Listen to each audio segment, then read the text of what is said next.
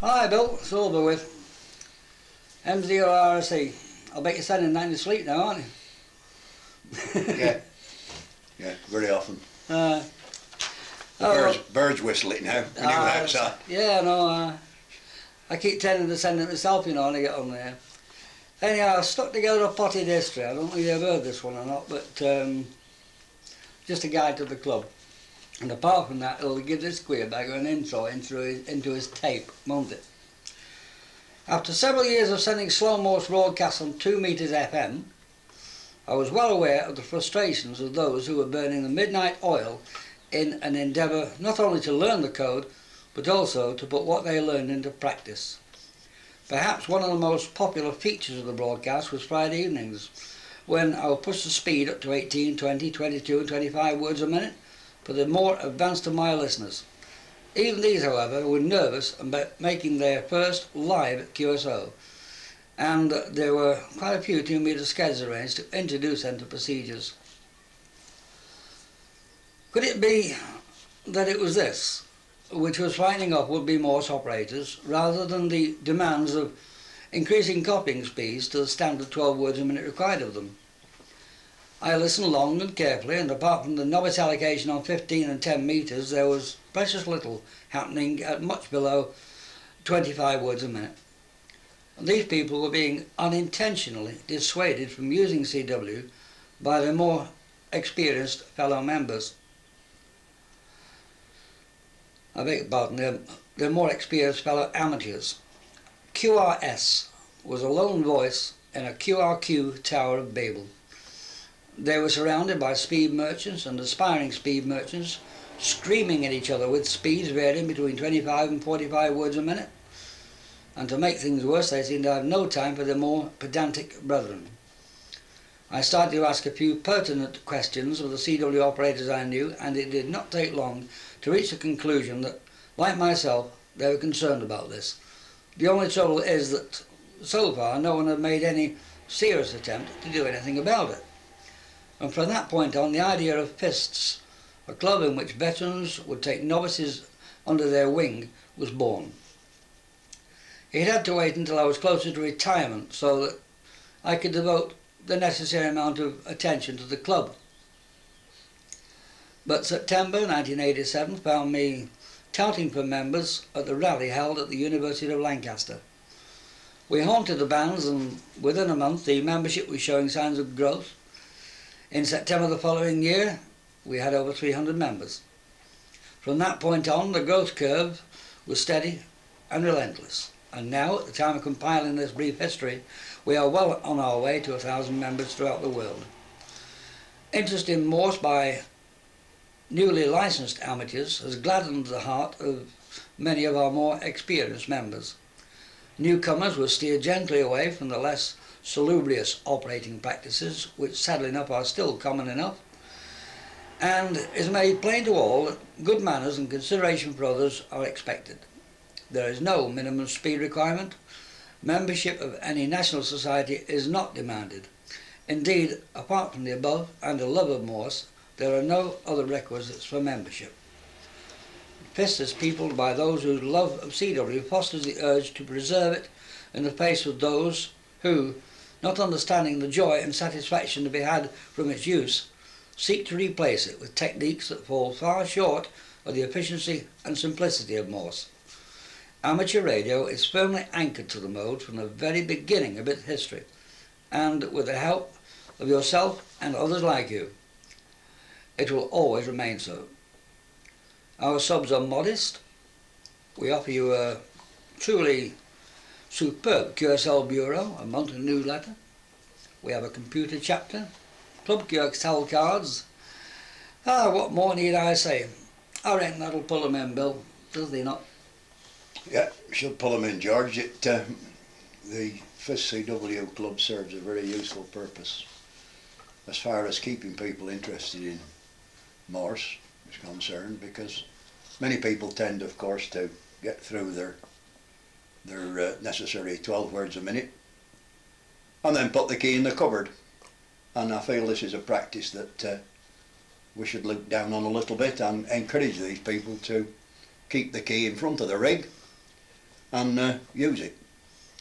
Because of course the thing is, of course, that Morse itself is basically a living memorial to Sam Morse, and although Sam's been away from us for a long time, 200 years in fact. Yeah, 200 years since he was born, but the code still survives and will continue to survive as long as there are radio amateurs. The situation is, of course, that with radio amateurs, it's one of the things that most radio amateurs are interested in, and will last for a very long time. There are many people, of course, who could be asked if they knew who Sam Morse was. A lot of them would scratch their heads and find it a little difficult to find an answer. But ask any member of the armed services or radio amateur who was involved in radio communications, they will probably tell you he was the man who invented the Morse code. The string of dots and dashes that can convey intelligence over various distances by radio like semaphore flags. George tells me semaphore flags are no longer being used. Not for Morse. Not for Morse. So anyway, they were all right from ship to ship where they could see each other. In spite of technological advance in systems of signalling, the Morse code has stood the test of time and is used in many of the service establishments as a backup to the more sophisticated systems, as intelligence can be conveyed using simple equipment and a Morse telegraph key. But what of the man himself? Sam Morse was born on April 27, 1791 in Charlestown, Massachusetts. Not a good scholar, but an excellent artist, having learned to paint during his spell at Yale University. Graduated from Yale in 1810 and came to England to further his study of painting. It's quite true to say that a lot of people, both in radio, particularly in radio, and the evolution of radio, well, wireless as it was at that time, appear to be not particularly good scholars, but to be people who had an idea and went after it. Like the Mayville, a bit thick. Yeah, during this time, Morse became interested in the new invention of electricity and the telegraph system. Devised the idea of using a switch and an electromagnet to send signals over long distances. His first application of this, of course, was to put something right across America, and this was very quickly picked up by the railway systems. He and a friend devised a system of dots and dashes, which with some slight alterations is in use today. The modifications being made when the code was accepted internationally as a method of communication in 1851, with most of the original code being retained. Originally the code was a little bit different in some letters, and looking at it against today's code, it probably was a little bit clumsy to handle and wasn't fast enough for what the railways and people like that desired. 27th of April 1991 is the 200th anniversary of the birth of Samuel Morse. Radio amateurs worldwide are celebrating the event by putting amateur stations on the air, using special call signs which have some relationships with the Morse code. Because to obtain a Class A licence, the radio amateur has to be able to read and send Morse at 12 words a minute. Quite a few being dedicated brass pounders who use no other system and contact amateurs worldwide by the use of Sam Morse's invention. Radio Society of Great Britain, by request from the Darwen Amateur Radio Club and FIS CW Club, applied for a special call sign for the event. Department of Trade and Industry had agreed that there was no major reason why the call sign of M0RSE could not be used, as the letter M was allocated to Great Britain in the international listings. And after continuous contact, the M0RSE call sign was allocated to the Darwen clubs. I was very interested that we went after this one particularly, because even to the uninitiated, when they look at it, it spells Morse. It was as simple as that. Although Darwen could be called a small club by comparison with some of the other clubs in the south, it has a fairly long history, being constituted in 1946, merged with Blackburn, which finally became the East Lancs Amateur Radio Club. 1984, a perusal of the current call book produced 30 plus amateurs in the Darwen area. A meeting was called and the Darwen Amateur Radio Club was reformed with around 28 members. It's in quite a healthy position, runs 6 or 7 events each year, and is strong enough to hold most of the other entrants up from its position near the bottom of the list of contesters, working on the theory that if there was no club at the bottom, there would be no club at the top. M0RSE is the second prestigious call sign that Darwen has held, as GV2VED was used by the club for the 40th anniversary of VE Day, and the club is at present looking at future possibilities. As Darwen were the first applicants for the special call sign, the 26th, 27th and 28th of April were allocated to them, the 27th being the actual date of the anniversary. It is expected there will be no shortage of contacts, as amateurs worldwide will be keen to collect one of the special QSL cards which will be issued to mark the event, which is one of the highlights in the history of amateur radio. That's the end of it, Jim, right? Straight, ball way nice front.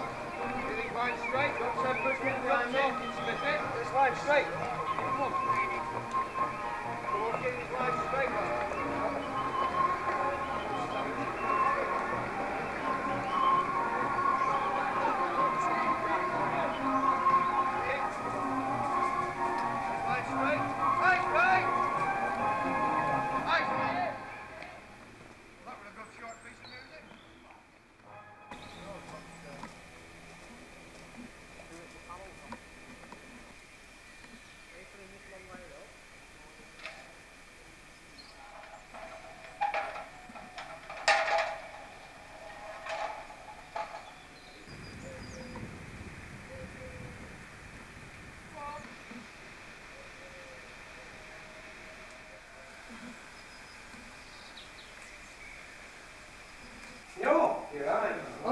You want to keep running? No. Eh? You want to keep running?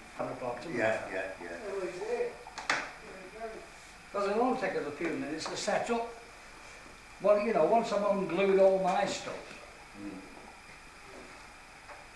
So that's the job. Well, I'm better to ungluing bring- mine. better- No doubt that in an emergency we can scream out for this county. Yeah.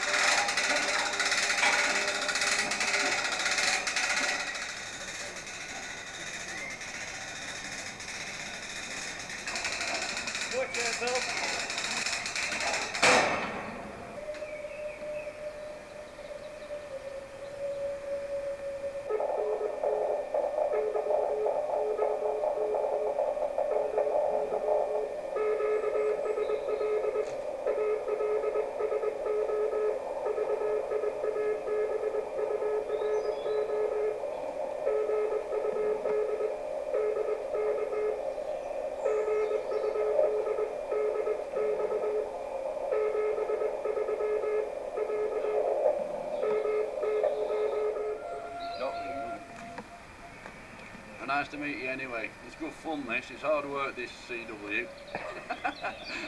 No, Bill's working hard as well, can you see? But anyway, he wrote his lad.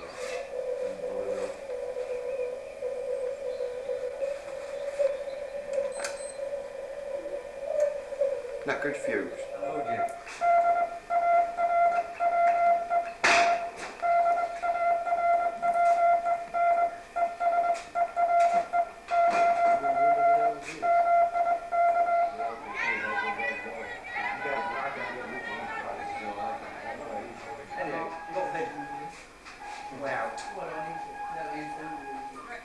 All these are, yeah, just try 5, 6. 7, 5, 7, 8. Stop there. Can they make more difference?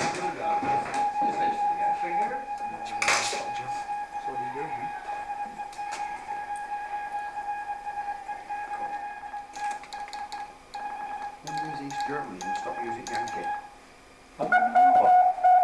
I think they're gradually, they probably won't issue any more issue, will they, Yankee? That's No. it.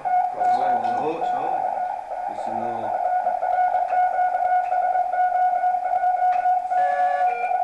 So, what were you going to bet 20 people coming back? So you take the calls, huh? Number 5 What's what's supposed to be?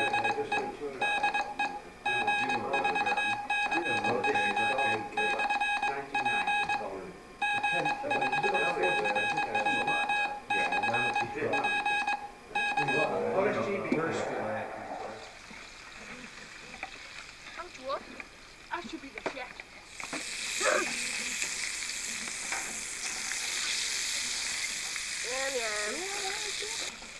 I've got some eggs and 2 pieces of bread to go with sausage and eggs.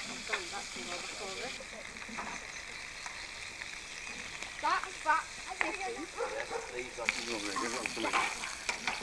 Oh, I think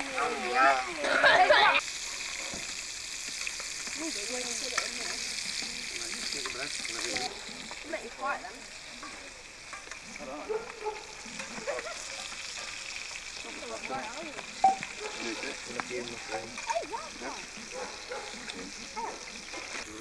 Just put it in the box if you want to know.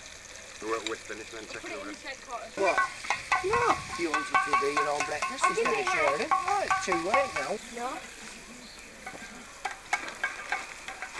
I've always said come the month after.